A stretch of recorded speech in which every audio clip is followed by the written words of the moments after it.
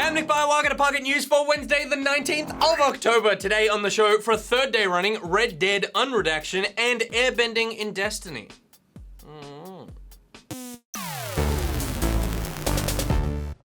Alright, here's what's been making headlines, and Red Dead, it is.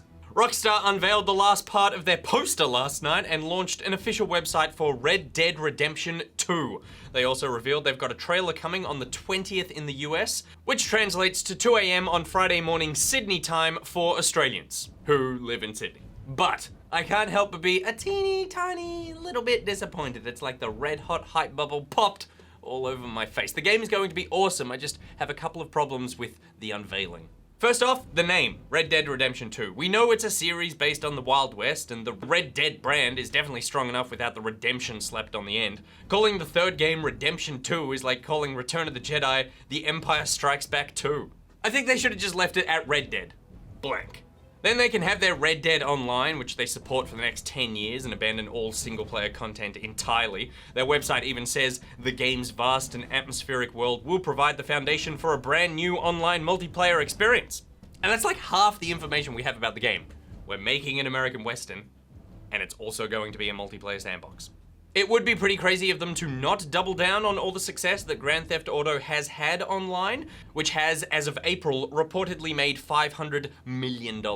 So expect some ye olde themed microtransactions. Buy a bedpan for like $1, that sort of thing. The second thing is there's not a lady in sight. Look at this line of dudes, all hard and cool. This guy isn't even looking at the camera. He's way too cool for that. It is too early to judge, but the game so far hasn't taken a strong first step to showing that it's going to be supporting a diverse, broad range of characters. I mean, give me an Indian. Give me the other side of the Western experience.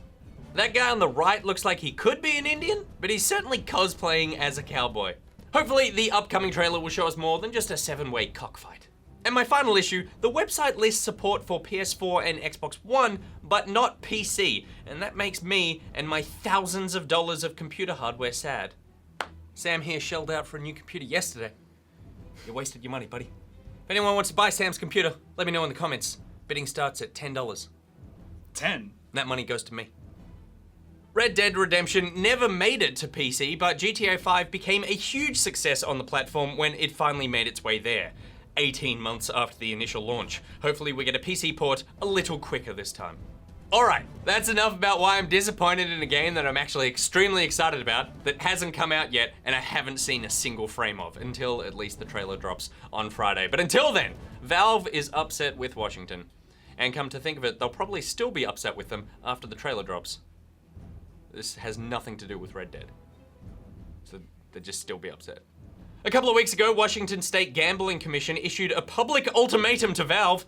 Explain to us in your own words how you're not breaking the law with the weapon skin gambling that happens through your site, and we won't sue you just yet, you giant irresponsible nerds. And that's a quote. Valve has now responded in a lengthy letter which claims, quote, there is no factual or legal support for these accusations, and then goes on to address Steam's two most contentious features, skin trading through the community markets and OpenID, the tool which lets external websites talk to Steam accounts. Quote, we do not want to turn off the Steam services that skin gambling sites have taken advantage of. We do not believe it is the Commission's intention, nor is it within the Commission's authority to turn off lawful commercial and communication services that are not directed to gambling in Washington. Basically, we don't wanna, and you can't make us. And then Gabe threw a thong at them. But if the state does find a legal footing, then things could get pretty ugly in court. I'm talking thong ugly. And staying with ugly, it looks like United Front Games is closing its doors. The studio behind the Hong Kong action-adventure Sleeping Dogs has had a rough year, cancelling multiplayer game Triad Wars in January, and just this week they pulled their latest title, Smash and Grab, after running a free weekend on Steam. The stylish shooter has been removed from Steam entirely and had its social media accounts switched off. While there's still no official word of the closure, one of the studio's producers, Jen Timms, tweeted, currently mourning the best job I've ever had and the most wonderful team I've ever worked with. The end of a great era. Goodbye, UFG. It will be a great loss for the industry if the worst is true. And finally, Watch Dogs 2 has been delayed on PC. Ubisoft announced overnight that the PC version of the game will be held back for 2 weeks after the console launch in order for the team to add some final polish. The game will launch with 4K support, have no frame rate cap, and have extra detail and texture options to stave off some of the negative light left by the lazy port of the first game. There's no question they've put in the hard yards this time for their PC fans, but those yards are going to cost people a couple of weeks. Those are some long-ass yards. The game launches on the 15th of November on PS4 and Xbox One and will drop on the 29th for PC. But dropping right now, it's Thing of the Day! That's a fat beat. Yeah, it dropped it. You're not a classic. You've been on the internet for 2 years.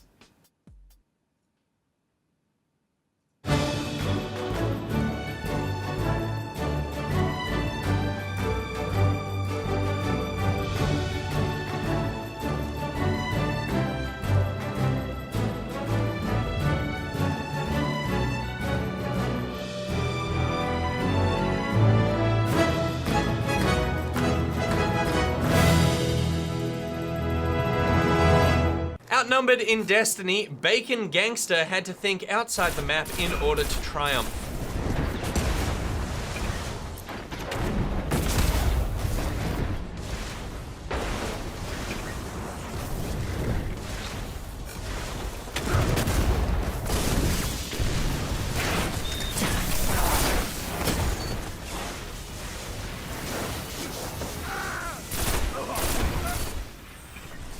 Mysterious, but certainly not magnificent. They do not own those rights, I think.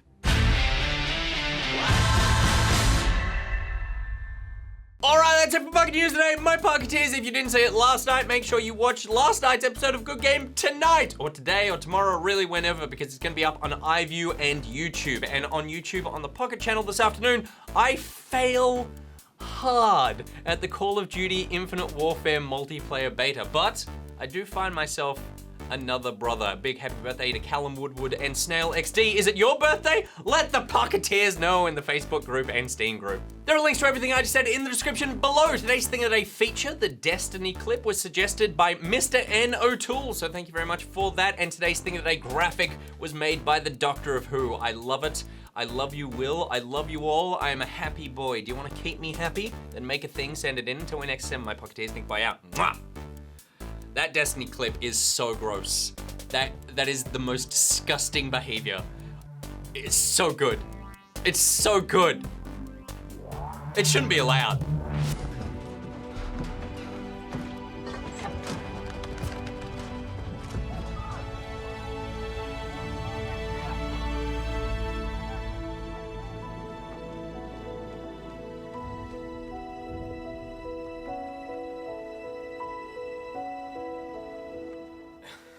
And now I'm a bird.